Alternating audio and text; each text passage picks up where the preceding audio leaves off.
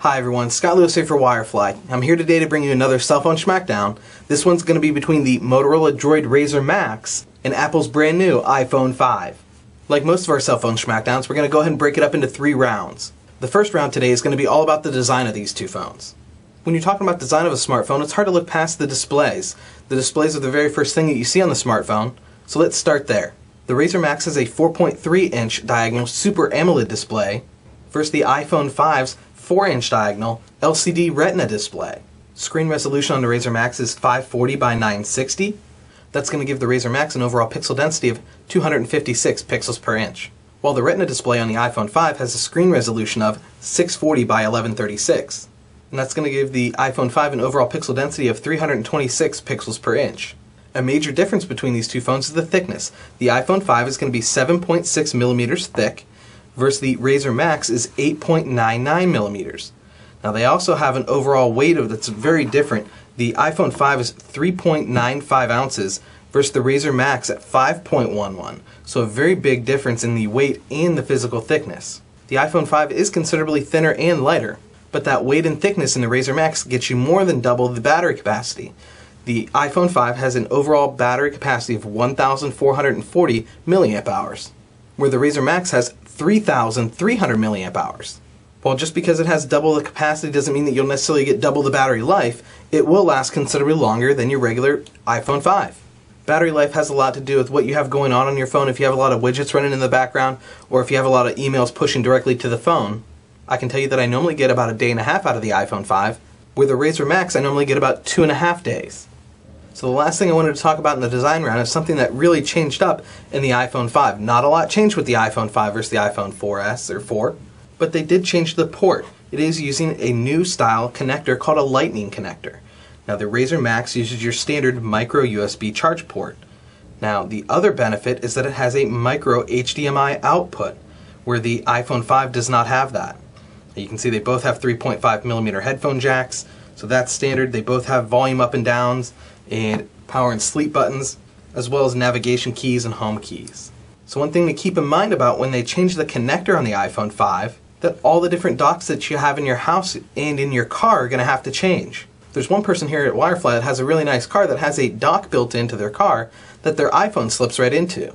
It has a little spot for it to slide in. They're using an iPhone 4 right now and cannot upgrade to the iPhone 5 because it doesn't have room for the adapter. So I guess his choice is to go ahead and sell his car or not get the iPhone 5. I guess for once it's a good thing I don't have a really nice car. I did offer to trade cars with him, but he didn't think it was a good trade. And that's a major benefit by using a micro USB charge port and sync port that the Motorola DROID RAZR Maxx has, because most of your other Android smartphones, if not all of them, use the micro USB standard. So let's go ahead and recap round 1. I like the size of the display on the RAZR Maxx, but I do like the quality better, so I think a 4-inch display with a higher pixel resolution is better than the 4.3-inch Super AMOLED display. When we're talking size of the two phones, I absolutely like the thin and light weight of the iPhone 5, but I would take the thicker and heavier phone as long as I get the better battery life, which I do with the Motorola RAZR Maxx. So I think the size and weight is justified in the RAZR Maxx to give me that better battery life. So I'm going to go ahead and give battery and the size and weight to the RAZR Maxx. Then the last part is going to be the charge port and sync ports. I don't know how you wouldn't pick the standard, the micro USB over the Lightning port. It might be faster, it can go in up or down, it doesn't really matter. But you have to buy all kinds of adapters, any kind of docks that you have now, car chargers, home chargers, any kind of cables that you've already purchased for your other Apple products are no good without buying an additional $20 adapter. So I think the overall design round goes to the Motorola DROID RAZR Maxx. So with round 1 out of the way, let's go ahead and move on to round 2. Round 2 is going to be all about the camera in the RAZR Maxx and the iPhone 5. Now they both have front and rear cameras. The front camera on the RAZR Maxx is a 1.3 megapixel front-facing camera, where the iPhone 5 is a 1.2 megapixel front-facing camera. Not a big difference. Probably not even noticeable when you're video chatting or Skyping with a front-facing camera, which is an option for both of these phones. And they both have 8 megapixel rear-facing cameras with LED flash. They both also record video at true HD 1080p resolution. Let's take a look at some pictures that I shot with the RAZR Maxx and with the iPhone 5. So here's a photo that we took with the iPhone 5's 8 megapixel rear-facing camera. I think it did a nice job of capturing the colors. The greens, the browns, and the reds are very accurate. It did a nice job of capturing the detail in the clouds. It kept our Wirefly building in the far left corner in focus while it still captured the building in the far right corner. And this photo is the one that we took with the 8 megapixel rear facing camera on the Motorola DROID RAZR Maxx. Much like the iPhone 5, the colors are very crisp and very true. The building on the left is nice and in focus, as well as the building in the far right hand corner. It did a nice job of capturing the colors in the sky, as well as the greens in the grass. So just like the iPhone 5, I'm very happy with the camera. The only difference that I noticed between the two is that the iPhone was able to take rapid pictures and not have to refocus, where it seemed like the RAZR Maxx wanted to keep refocusing before it would click the next photo. Other than that, they both take great pictures and they're very easy to use.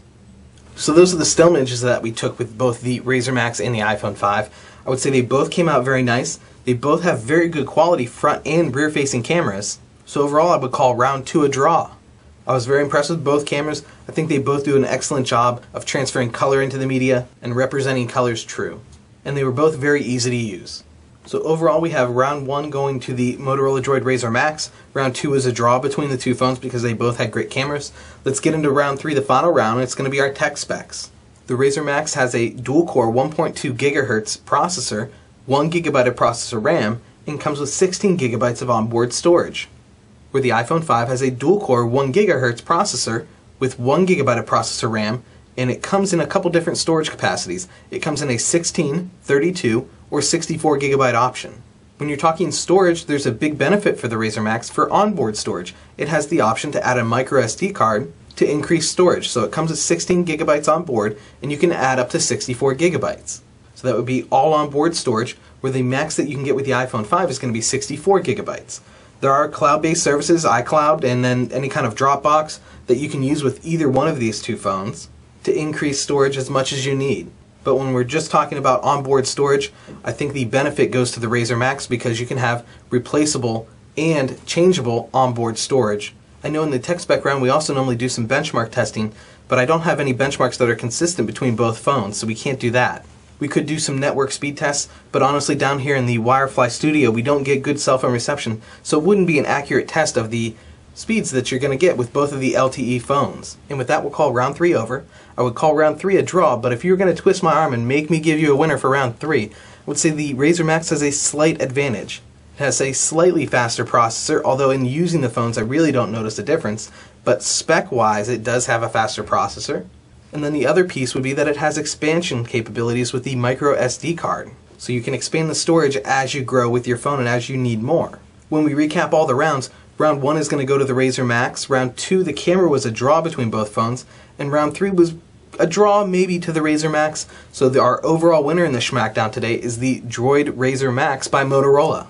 If you were looking at getting either one of these smartphones, I would tell you really can't go wrong with either one. Some people really like the Android operating system and the free open marketplace and the ability to do whatever you'd like on the operating system. You can place widgets and icons wherever you'd like, versus the Apple OS, which is very controlled, but very easy to use.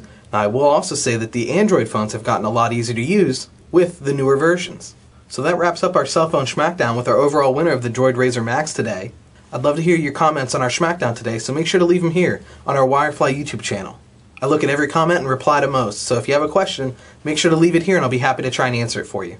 If you'd like more information about how the iPhone 5 compares to other Android phones, including the Motorola DROID RAZR Maxx, I included a link in the description so you can see how the iPhone 5 compares to some other Android phones. That wraps it up today. My name is Scott Lewis for Wirefly. Thanks for watching.